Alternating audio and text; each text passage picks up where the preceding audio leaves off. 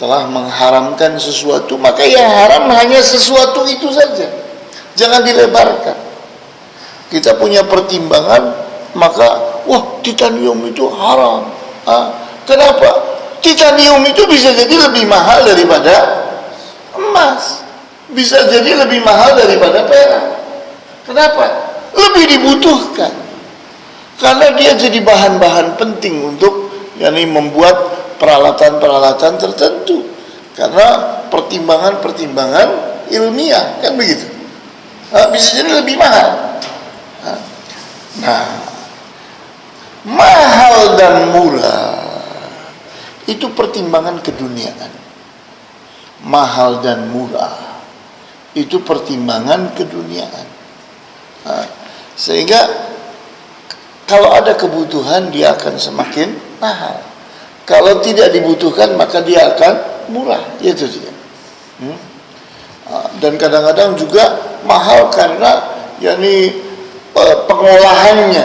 Contoh, berlian Banjarmasin itu murah, tapi coba bawa berlian itu ke London, berliannya sama, berlian Banjarmasin, tapi begitu dibawa ke London, diasah dengan teknologinya orang Inggris, keluar lagi namanya berlian London. Berapa? Harganya miliaran. Padahal barangnya sama, tapi ternyata pengolahannya beda. Di saat dia itu masih dikelola oleh orang Banjar, ster yang keluarnya tidak banyak. Tapi begitu yang mengelolanya orang London, dengan teknologi mereka, ternyata sternya itu begitu banyak ya pada berlian itu juga. Nah, apakah karena itu jadi haram? Jawabnya tidak. Jawabnya tidak. Nah, terus bagaimana Ustaz? Bolehkah kita berlebih-lebihan dalam hal ini? Jawabnya tidak boleh. Haramnya bukan karena dia berlian, haramnya bukan karena dia titanium, tapi haramnya karena kita berlebih-lebihan. Berlebih-lebihan. Kalau menggunakannya sekedarnya tidak masalah. Jadi misalnya seseorang menggunakan kacamata, frame-nya titanium karena enteng dan sebagainya. Misalnya sekedar contoh, bukan saya pakai, bukan. Nah, sekedar contoh. Jawabnya boleh. Yang tidak boleh kalau terbuat dari emas, kalau terbuat dari perak. Karena itu yang diharamkan. Karena itu yang diharamkan. Ustaz, bagaimana dengan emas putih? Kan itu penamaan. Itu penamaan. Seolah-olah ada emas yang lain namanya emas putih.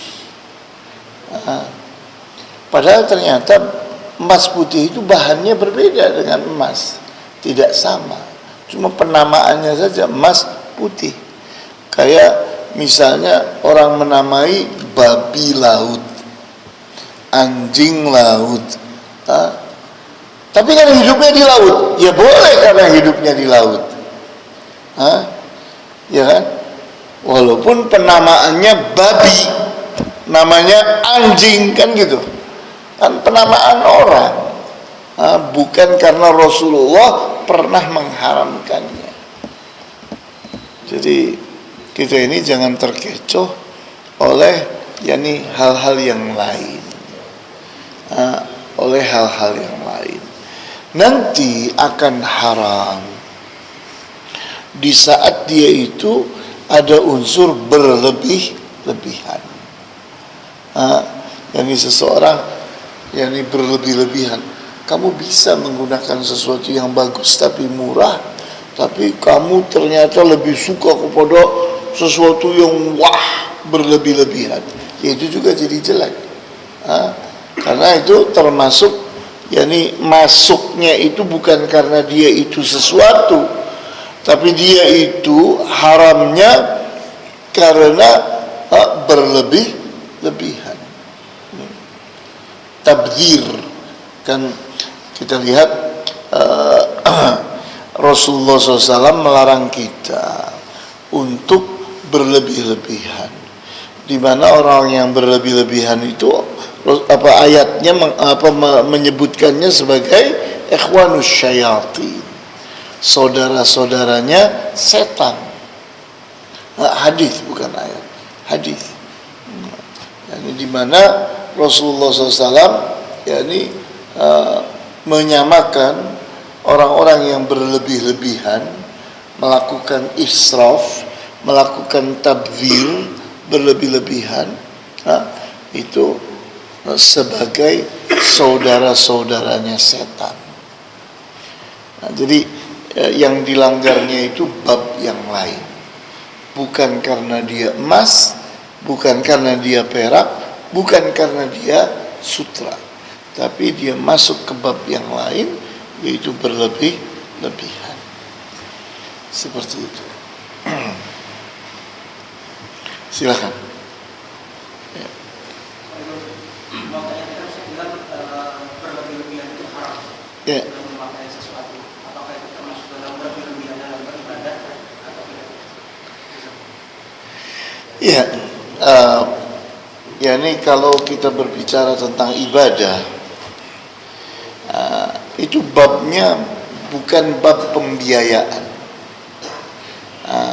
Babnya bukan bab pembiayaan.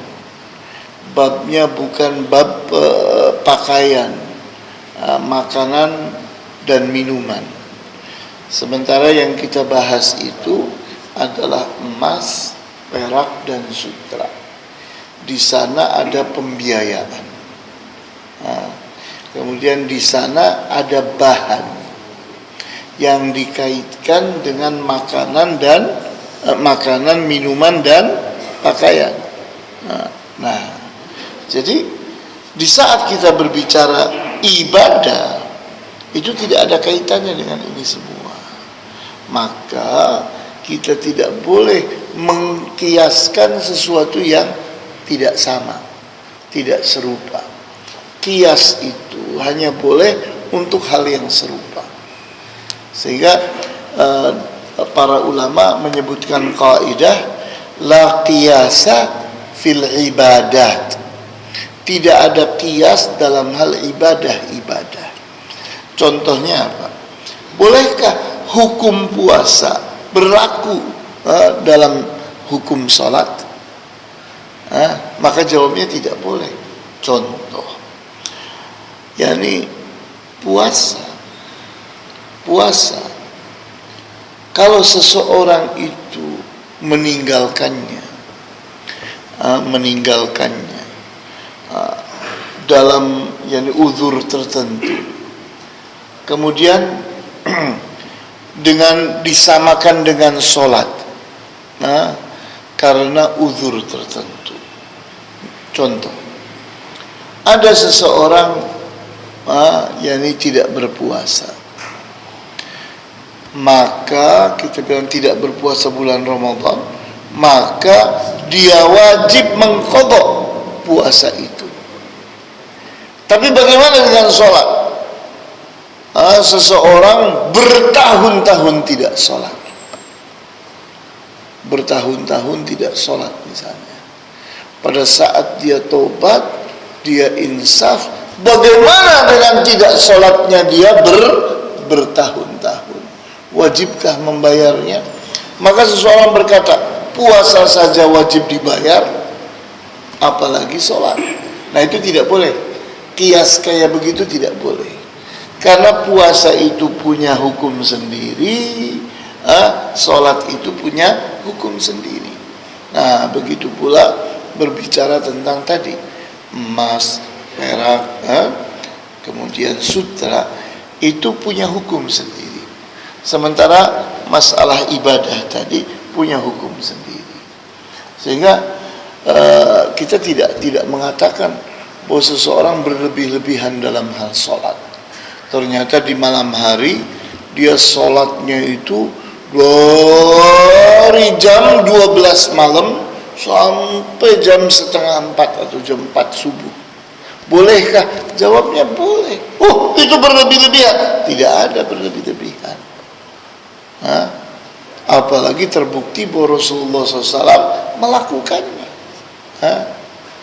Para sahabat, para tabi'in, para tabi'ut tabi'in, terbukti mereka sholat malamnya itu sangat panjang. Begitu.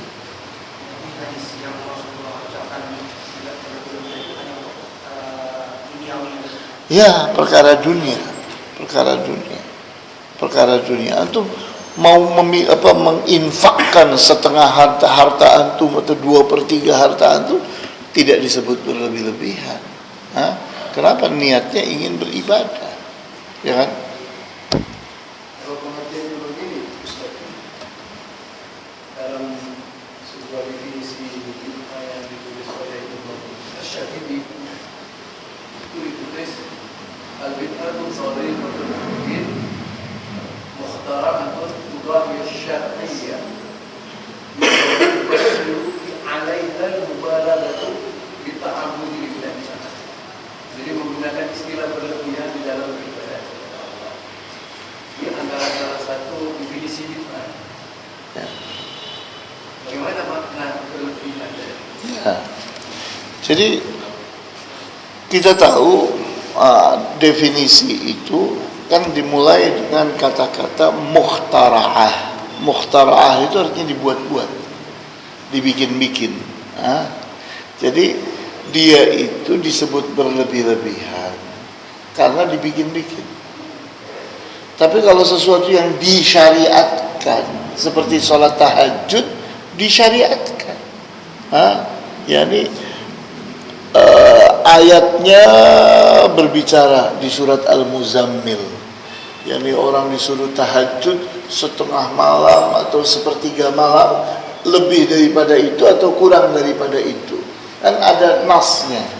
Jadi sesuatu yang mansus tidak bisa kita katakan berlebih-lebihan. Tapi sesuatu yang tidak mansus, tidak ada nasnya, maka di sini terjadi ikhtira', terjadi seseorang ngarang-ngarang, membuat sesuatu yang baru-baru, sehingga hitungannya berlebih-lebihan, menambah-nambahi sesuatu yang disyariatkan. Begitu.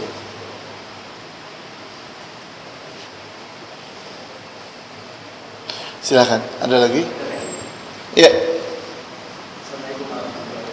Assalamualaikum warahmatullahi wabarakatuh.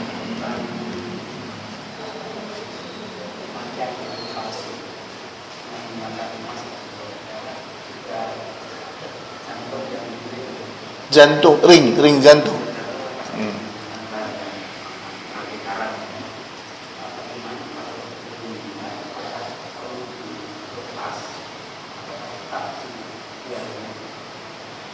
Ya, tadi sudah di,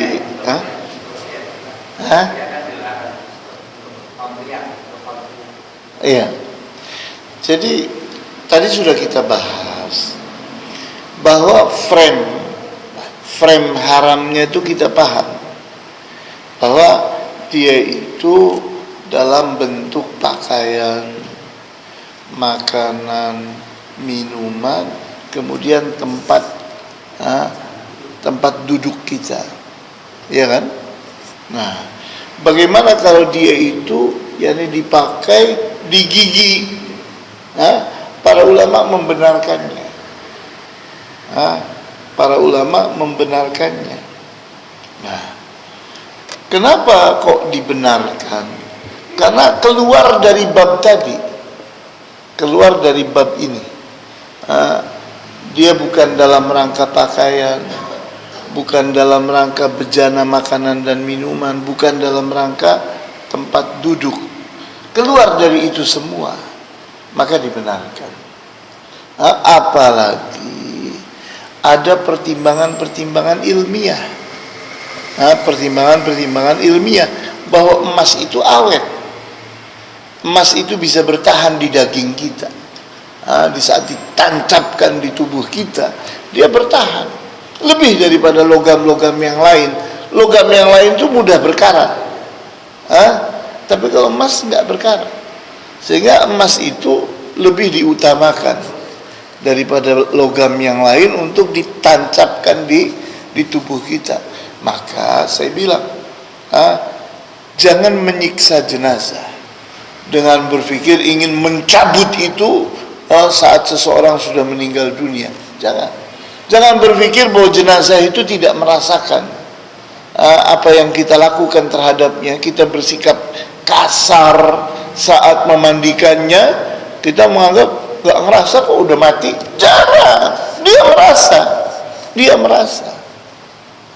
dia merasakan. Maka jangan bersikap kasar, apalagi mencabut giginya. Itu kasar banget, itu tidak boleh.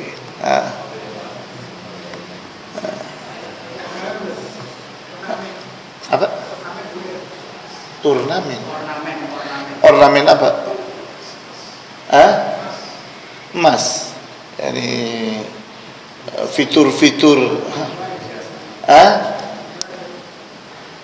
Iya.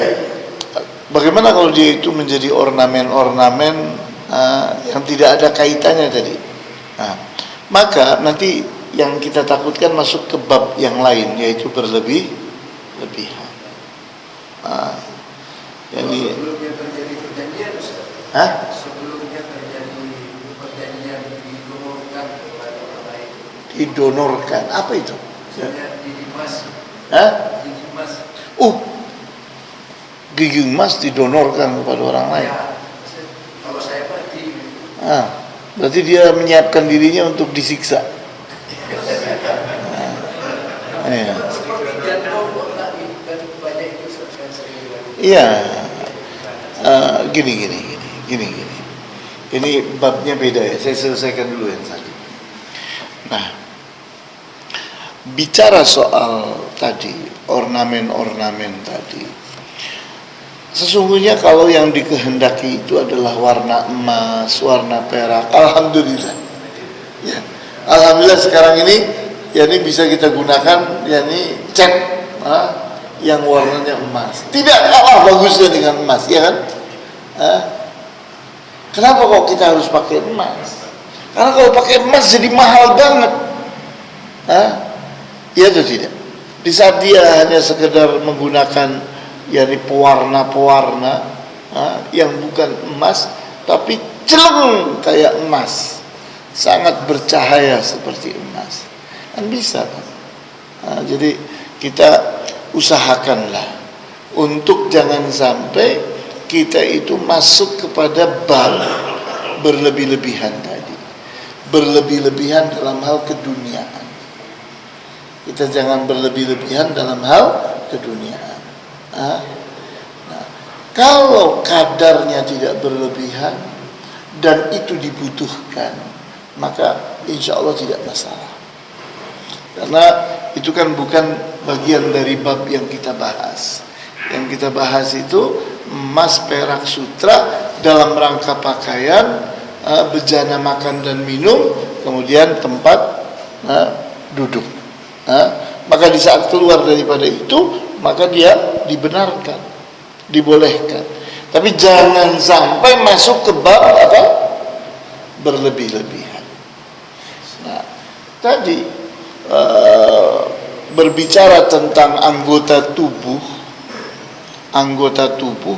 bolehkah diperjualbelikan, diinfakkan, diwakafkan? Nah, ingat, jangan pernah kita merasa memiliki tubuh kita. Jangan pernah kita merasa memiliki tubuh kita. Tubuh kita ini milik Allah. Kemudian Allah serahkan kepada kita, itu bukan dalam rangka pemilikan, tapi dalam rangka amanah. Ini diamanatkan untuk dipakai, untuk dimuliakan, dipakai dan dimuliakan oleh manusia. Nah, kemudian kaitannya antara kita dengan tubuh kita adalah hak guna pakai. kita ini tidak pernah dapat sertifikat dari Allah bahwa tubuh kita ini punya kita.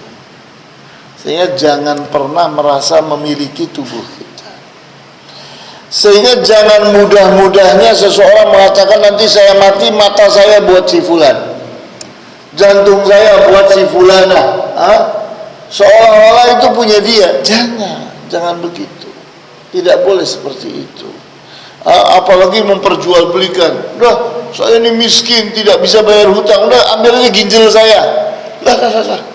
Ya, seseorang kok merasa tubuhnya dia milik dia sehingga boleh dia memperjualbelikannya. Nah, itu pemahaman yang salah. Kenapa? Karena tadi itu prinsipnya tubuh kita tidak pernah Allah mentransaksikannya kepada kita untuk jadi milik kita. Tidak ada transaksi itu, tidak ada. Antum saat bertransaksi dengan orang, terus antum dapat bukti, dapat sertifikat, kan ada buktinya bahwa ini menjadi milik kita. Tapi di saat kita bicara soal tubuh kita, kapan transaksinya? Kapan? Dengan siapa kita bertransaksi? Nah, yang ada bahwa Allah memberikan tubuh kita adalah amanah, dan itu terus menjadi milik Allah, sehingga kaitannya dengan kita dua. Yang pertama, ini tubuh kita adalah amanah dan kita statusnya menggunakannya hak guna pakai. Jadi kayak ada orang mengatakan, nih rumah saya, gunakan, tapi bukan punya kamu. Kamu boleh menggunakannya, tapi kamu tidak memilikinya. Nah, maka yang dimilikinya adalah hak guna pakai. Nah, jadi kita tidak boleh itu mentransaksikan itu. Kalaupun seseorang itu ingin memberikannya dan dia tidak menyiksa dirinya, memberikannya tidak dalam rangka menyiksa dirinya. Contohnya, misalnya ginjal itu ada dua. Seorang manusia bisa hidup dengan satu dari ginjalnya, kemudian yang satu lagi dia berikan kepada orang yang sangat membutuhkan karena ginjal dia rusak. Nah, sementara DNA-nya sama antara dia dengan orang itu, sehingga dia dinilai oleh kedokteran layak. Nah, maka di sini hukumnya darurat. Hukumnya berlaku hukum darurat. Yani bukan karena transaksi, yani kepemilikan, bukan. Tapi darurat ingin membantu orang lain. Jadi babnya bab darurat. Babnya adalah bab darurat. Maka dibenarkan karena alasan kedaruratan. Seperti itu. Donor darah. Kita kalau mau memberikan ke saudara atau keluarga, ini kan kita ikhlasan ya. Tapi kan kalau misalnya donor darah, kita tuh donor darah diambil 900 cc, 500 cc. Tapi kan ikhlas gitu kan. Tapi si PMI itu kadang kalau pada orang yang sakit kita beli ke bank darah itu. Itu kan kita kan tidak melakukan transaksi, tapi si PMI itu melakukan transaksi darah. Seperti itu. Karena saya dengar donor darah itu haram. Ya, donor darah itu kaitannya dengan kedaruratan. Jadi transaksi awalnya ya, bukan transaksi yang dilakukan oleh PMI-nya, bukan. Kita harus memisahkan dua hal yang berbeda. Kita tidak akan bijaksana kalau kita mencampur adukan dua hal yang berbeda. Urusan PMI, urusan PMI. Tapi urusan seseorang mendonorkan darahnya karena umat manusia ini membutuhkannya, itu babnya bab darurat. Apalagi sudah jelas jenis darah dia ternyata dibutuhkan oleh orang sakit, maka kan bersifat langsung, ya kan, akan untuk dia, kan gitu. Di saat seseorang ingin membantu orang-orang sakit yang ada di mana-mana, ternyata darah itu sangat dibutuhkan, ya kan? Dan memang ternyata tidak banyak darah yang digudangkan, dibankkan oleh oleh PMI, tidak banyak jumlahnya. Sementara yang membutuhkannya sangat banyak. Maka orang yang mendonorkan darah itu tidak sedang jual beli,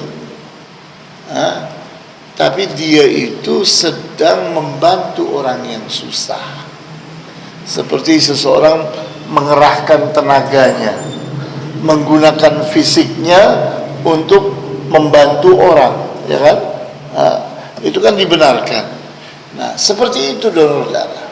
Karena terbukti orang itu tidak sedang merusak dirinya dengan donor darah. Nah, urusan PMI kemudian berikutnya begini dan begitu, yaitu urusan PMI. Tapi kalau kita itu memberikannya kepada yang lain malah jadi salah nanti, ya kan? Kenapa? Karena ternyata tidak layak untuk punya job seperti itu. Ya. Cukup ya? Baiklah, kita tutup. Wallahu ta'ala a'lamu bis-shawab. Walhamdulillahi rabbil alamin.